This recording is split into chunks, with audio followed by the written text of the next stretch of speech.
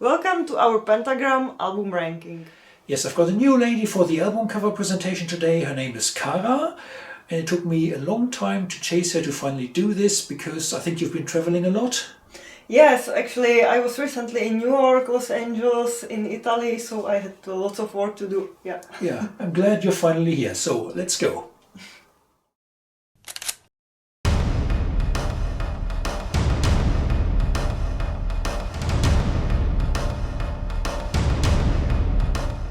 Show 'Em How was a kind of intermediate album when Pentagram had no regular lineup, and musicians from Internal Void and Penance helped Bobby to record some ideas, often going back to the 70s.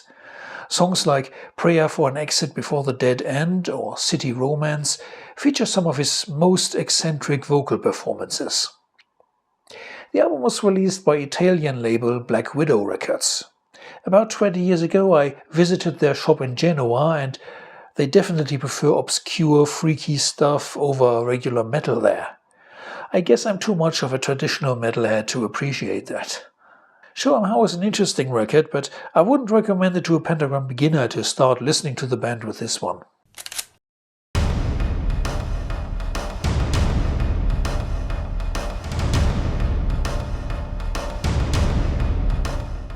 From groovy and powerful numbers like Misunderstood to more quiet tunes like Because I Made It, there is a good musical variety. Great guitar playing by Victor Griffin again. This is an album where you discover a bit more with each listen. But altogether we don't get enough classic doom like Dead Very Dead.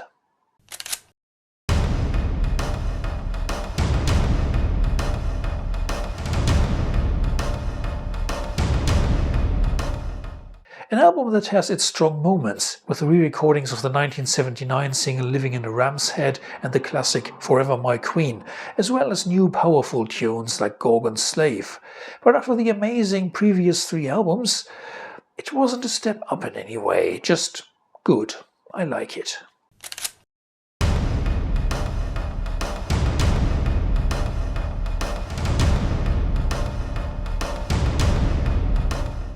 This album holds a couple of surprises for us. Pentagram traveled into more melodic and psychedelic territory here. Sometimes they achieve an eerie but beautiful atmosphere, for example in Windmills and Chimes. In Horsemen we get heavier guitars and galloping drums, before Death in First Person continues with spoken words and morbid inevitability. Cool.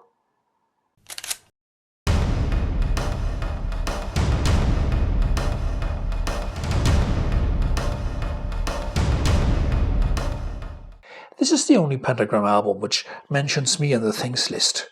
The guys must have been happy about my review for the previous album, and Sub-Basement delivers the goods again.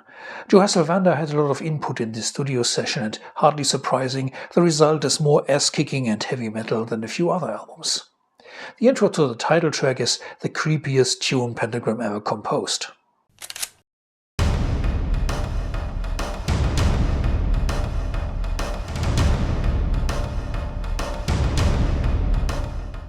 Originally recorded in 1985 and released in 1987, but only widely available when re-released in 1993. My favorite songs are the heavy-pounding Wartime and the menacing Evil Seed.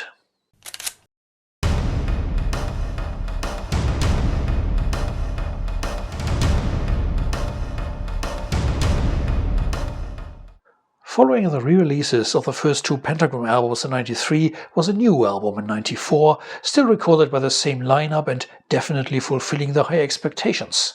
Be Forewarned seems a textbook example how to write doom metal. In songs like Petrified or Lifeblood, for example, you've got the slow riffs, the rich drum fills, the morbid stories, while softer tunes like Frustration or the instrumental A Timeless Heart provide the necessary variety to keep it entertaining for the long running time of almost an hour. I think it's impossible for doom fans not to like this album, but unfortunately possible not to know it, since the sales figures must be way behind Candlemass or Trouble.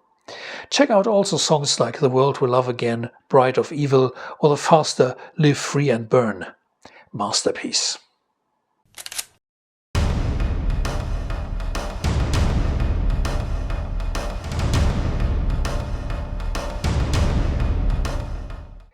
Never before did I put the debut album on number 1 of my rankings. The first release by Pentagram, however, is such an outstanding album for the doom metal genre that I don't see how I could possibly avoid that. Originally a demo recording from 1982, it appeared on vinyl as a self-titled debut in 1985, but soon was lost in obscurity. Only upon its re-release in 1993 by a proper record company, Peaceful Records, it was widely noticed and became famous almost instantly as a lost doom classic.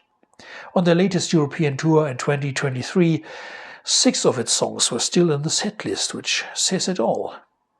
Of course, when you say it's a debut, you mustn't forget that the band was founded 10 years earlier, so the material had time to grow, was played by experienced musicians, and was tested to work.